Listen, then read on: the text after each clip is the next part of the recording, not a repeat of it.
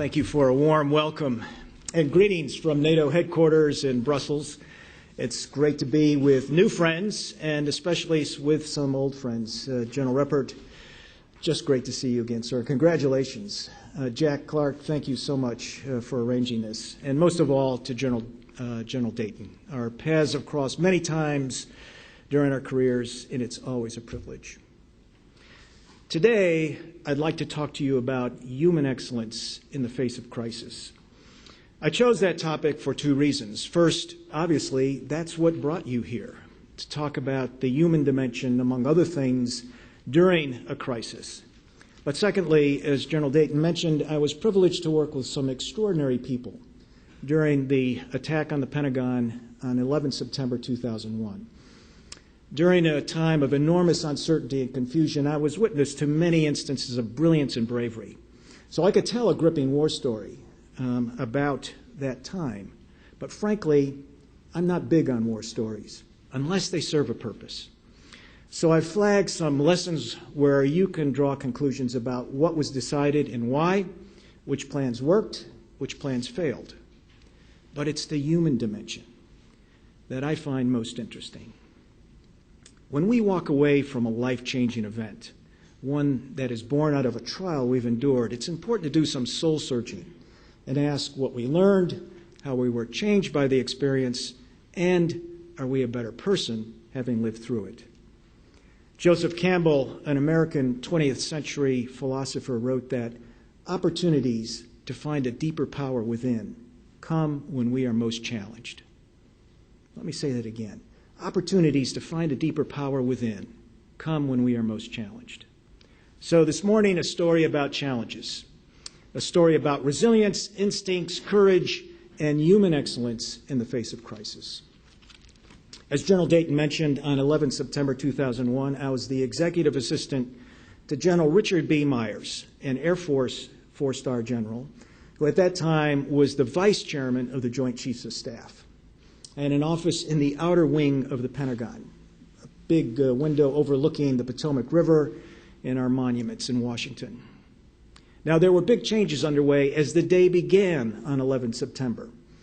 Army General Hugh Shelton, the chairman of the Joint Chiefs of Staff, was reaching the end of his four-year tenure, and the president had selected my boss, General Myers, to take his place.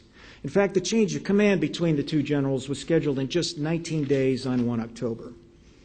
Further, General Shelton awoke early the morning of 11 September and departed nearby Andrews Air Force Base for a meeting of NATO defense chiefs in Budapest, Hungary. That made my boss, by American law, the acting chairman of the Joint Chiefs. So as the events of 9/11 unfolded, we had General Shelton in the air over the Atlantic Ocean. General Myers, who was just days away from being sworn in as the next chairman, left in charge back in Washington. Now, on 11 September, General Myers was scheduled for a series of meetings on Capitol Hill to meet with United States senators. Often I would accompany him on those kinds of visits, but that day I stayed behind in the Pentagon to staff our office with our secretary, Miss Mary Turner. Now, certainly you've seen photographs of the Pentagon, but it's hard to grasp just how immense this building actually is.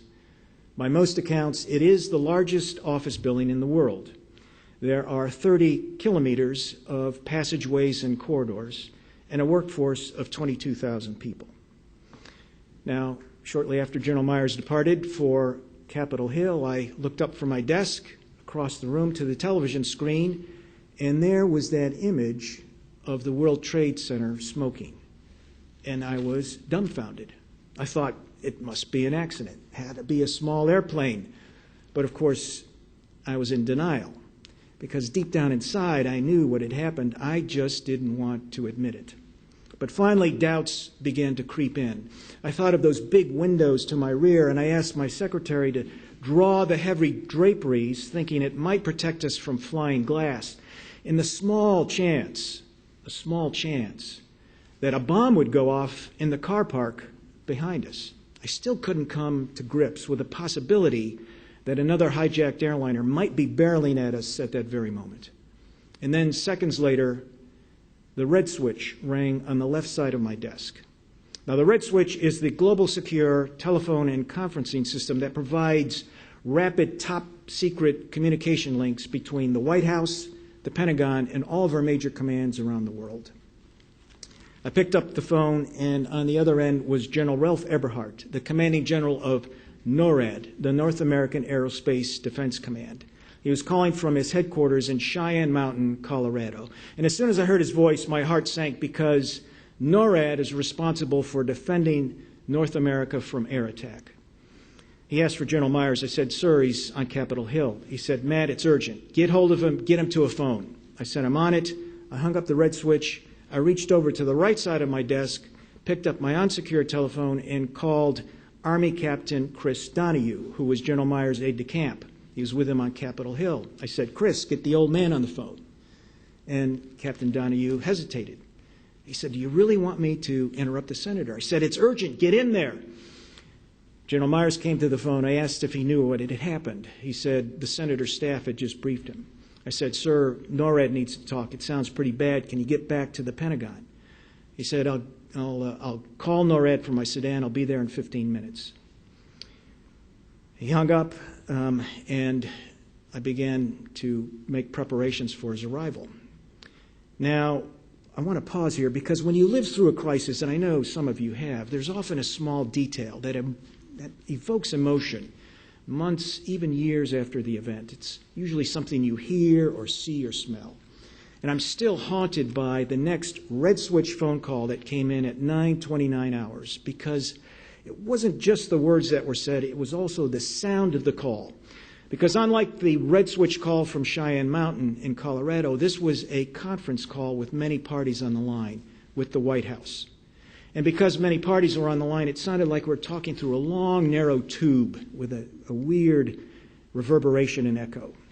The operator said, "Stand by for a significant event conference." And one by one, key leaders from around Washington were patched into the phone call. The President's National Security Advisor, the FBI, the CIA. The operator said, "Stand by, all parties are on the line." And I expected someone from the White House to come on the phone, but it was the NORAD commander who came on the Red Switch again. And I can remember his first chilling words.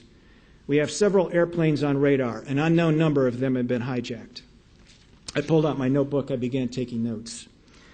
2 F-15s scrambled from Otis Air Force Base, vectored to New York City. American Airlines Flight 11, confirmed hijacked, headed to Washington. Well, this, in fact, was erroneous. Flight 11 had already hit the World Trade Center. It was one of many confusing and conflicting bits of information we'd have to sort through that day. Now, about this time, my secretary, Mary Turner, tried to interrupt me, and I was just annoyed. I said, "Mary, no, not now. I'm taking notes." Finally, she began waving her hands at me. She said, "General Shelton, the chairman, is on the other phone. He wants to talk now. He's calling from his airplane." So leaving the Red Switch in my left ear, I picked up my unsecure phone and put it to my right ear. Now, you may not remember General Shelton, but he is a 6'5", square-jawed, hard-bitten paratrooper who is not afraid to use profanity. "Klimow, what the devil is going on back there?" I said, "Sir, I'm on the Red Switch with the White House and NORAD. I'll relay information." So with two phones to my ear, I was passing information from NORAD to a very frustrated chairman of the Joint Chiefs when suddenly my secretary sitting right next to me just stood up and said, "My God, the building moved." Suddenly there was pandemonium outside our doorway, people running down the corridors, yelling, shouting. I said, "Mary, close the door, I can't hear." I was so focused on those two phone calls that I had felt nothing and I had heard nothing, unlike my secretary sitting next to me. Finally, the watch officer in the National Military Command Center broke into the Red Switch and said, "Pentagon security's called. The Pentagon's been hit by an airplane." So as calmly as I could, I passed the information to General Shelton. "Sir, we've been hit. The Pentagon's been hit by an airplane. Turn your aircraft around. Get back to Washington." He hung up, and within seconds, my boss, General Myers, called. He was driving over the 14th Street Bridge over the Potomac River. He could see the smoke billowing up from the Pentagon. He asked if we're okay. I said, "Yes, sir." He said, "I'll be there in 3 minutes. Meet me at the river entrance." So I put down both telephones, and Mary and I joined the crush of people streaming outside the building. And I was amazed to find that within minutes of impact, this enormous building, 30 kilometers of passageways, was filling up with acrid smoke. General Myers' sedan pulled up. People were still streaming out of the building, many with handkerchiefs over their face. He grabbed my arm. We made our way through the crowds, up the stairs, and at the top of the steps, 2 uniformed security policemen tried to stop us. And they said, "I'm sorry, General, we have orders to keep everybody out. The building's not safe." We pushed past these well-intentioned officers and made our way into the inner rings of the Pentagon and the National Military Command Center, or NMCC. The NMCC is the nerve center of the Pentagon, the communications hub. Air in the outer portions of the NMCC were filled with acrid smoke, but the soldiers, sailors, airmen, and Marines stayed at their consoles, their telephones, and their computers, manning communication links around the world. They were not about to leave. We went straight to the heart of the NMCC, a small room where the 24-hour watch took place. General Dayton will remember it as the DDO shack, the Deputy Director of Operations. General Myers picked up the red switch and began a painful conversation with NORAD to establish the rules of engagement, the ROE, for the shoot-down of a civilian airliner. It was astounding. Now, just prior to his arrival in Washington, General Myers had been the NORAD commander. He had 600 hours of combat missions under his belt, so he understood the air defense scenario playing out. As a nation, we had done a good job in preparing for an outside attack of our country, but we had never contemplated the possibility of an attack from within, and now we are playing catch-up. Existing protocols called for jet fighters to discreetly tail a hijacked airliner. There was no provision for an intercept. So General Myers and General Eberhart faced 2 immediate issues. First, to determine when to pull the trigger for the shoot-down of an airliner, and second, to clarify who would have the ultimate authority to give that command to shoot. We didn't want to put the burden of killing innocent passengers on the shoulders of a single fighter pilot. We finally delegated that authority to a 1-star general, the Regional Air Defense Commander. Now, soldiers often refer to confusion in combat as the fog of war. And that fog descended on us now in the NMCC because as the NORAD commander issued those ROE to his chain of command, we did not realize that separate orders were being issued at the same time from the White House. Unknown to us, the U.S. Secret Service, which was responsible for protecting the President and the White House, had received a direct call from the Civil Aviation authorities informing them that Flight 93 had been hijacked and was heading to Washington. And acting on that information, the Secret Service called Andrews Air Force Base and talked to the commanding general and said, "Scramble jet fighters." At first, the general refused. He said, "You have no authority to issue those instructions." But after a long discussion, he finally scrambled his jets. But at the same time, NORAD was scrambling jet fighters from Langley Air Force Base in Southern Virginia under a different chain of command, different rules of engagement, different radio frequencies. And by the way, those jet fighters from Virginia did exactly what they were trained to do. They took off and headed straight east over the Atlantic Ocean. Why? Because they were trained to look for a cruise missile attack from the sea, even though the pilots and the air controllers understood that civilian airliners had crashed into the World Trade Center. One of the problems, perhaps, was that 2 F-16s were to have taken off, but 3 F-16 fighters took off. Are 3 fighters better than 2? Maybe not in this case. The 3rd fighter pilot was the squadron commander. He, of course, wanted to be where the action was. But if he had stayed at his post in the control center on the ground, perhaps he would have had the situational awareness to immediately vector his pilots to Washington. And precious minutes were lost. Now, back in the Pentagon, General Myers turned to me and said, "Call Strategic Command and have them scramble the NAOC, the National Airborne Operations Center, a specially outfitted Boeing 747 meant to be aloft to direct our forces in the event of a nuclear war." At that point in the day, we had no idea what might come next. In the meantime, in the NMCC, we received more and more reports that later proved to be totally false. Again, the fog of war at work. Reports of a bomb blast at the State Department, report of a bomb on Capitol Hill, many reports of airplane crashes at Camp David in Maryland. Secretary of Defense Donald Rumsfeld joined us in the NMCC. He had initially rushed outside to look at the damage to the Pentagon, and we had lost track of him for 30 minutes. In fact, he helped carry a stretcher with some of the wounded, and he described the fiery scene outside and the burn victims he encountered. He was calm and cool throughout, as was everyone in the NMCC. Now, we still had no idea that Flight 93, which we were told was hijacked, had crashed in Pennsylvania when the civil aviation authorities issued urgent alert, unknown aircraft approaching 5 miles from Washington. And this triggered a dramatic string of events outside of the Pentagon. The incident commander, the county fire chief, hearing the alert, pulled his first responders back from the building. But a group of soldiers, sailors, airmen, and Marines saw what was happening and demanded the firefighters let them go inside to rescue their comrades. The scene was tense, ugly, and confrontational. And it's a point worth making in terms of the clash of cultures. Because here we saw the authority of first responders being threatened by a group of warriors. On the one hand, these were soldiers accustomed to taking orders. On the other hand, these were warriors steeped in an ethic of risk-taking, self-sacrifice, and never leaving anyone behind. Firefighters normally encounter resistance from individuals, but here we had a group who felt they had the moral authority to go back inside that building to rescue their comrades. The confrontation dissipated only when the report of the hijacked airliner spread. And of course, that turned out to be a false report. Again, a false report based on the fog of war. This was a blip on the radar scope from a helicopter dispatched to ferry key leaders from Washington to a command center outside of the city limits, part of our continuity of government plan, which we rehearsed regularly. Now, at 10:50 a.m., President Bush asked to speak to leaders in Washington through a video teleconference. So General Myers, Secretary Rumsfeld, and I left the DDO shack and went to a small soundproof room, just big enough for 6 or 7 people.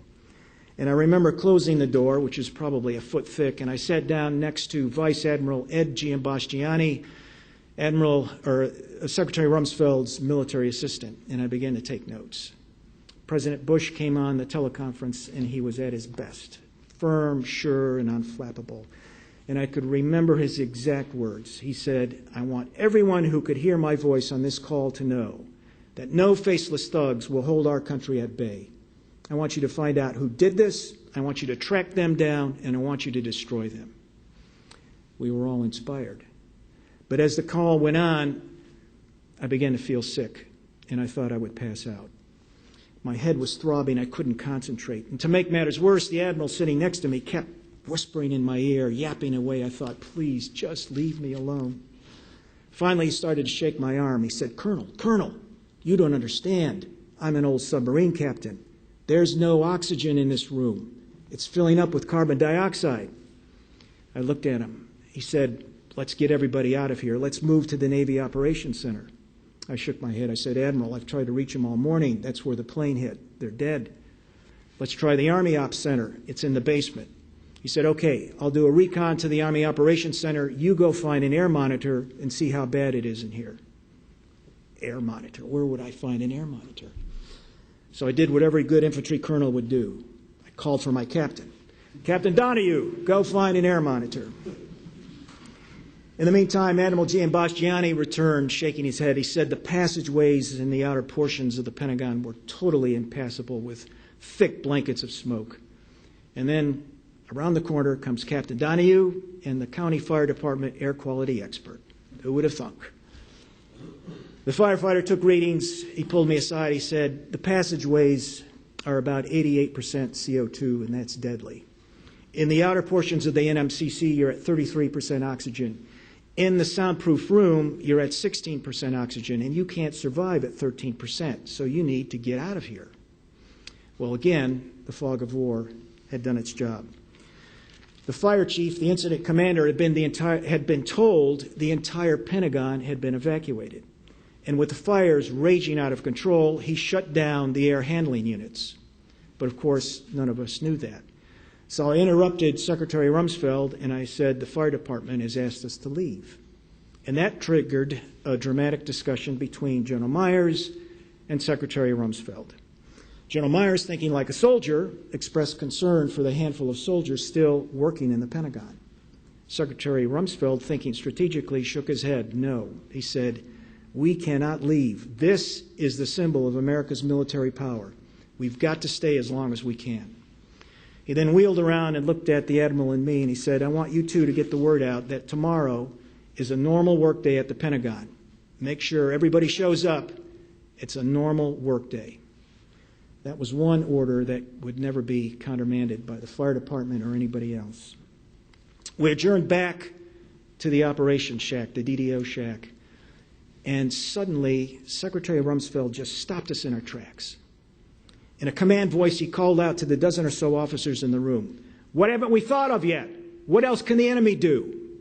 Immediately, General Myers responded, NBC, nuclear, biological, or chemical attack. And he ordered special response units pre-positioned outside of Washington and New York City.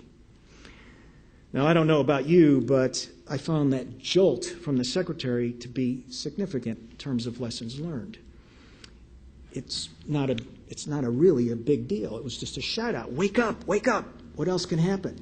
But somebody needed to do it, and they needed to do it right at that moment, and it's not the kind of thing you could write into a contingency plan.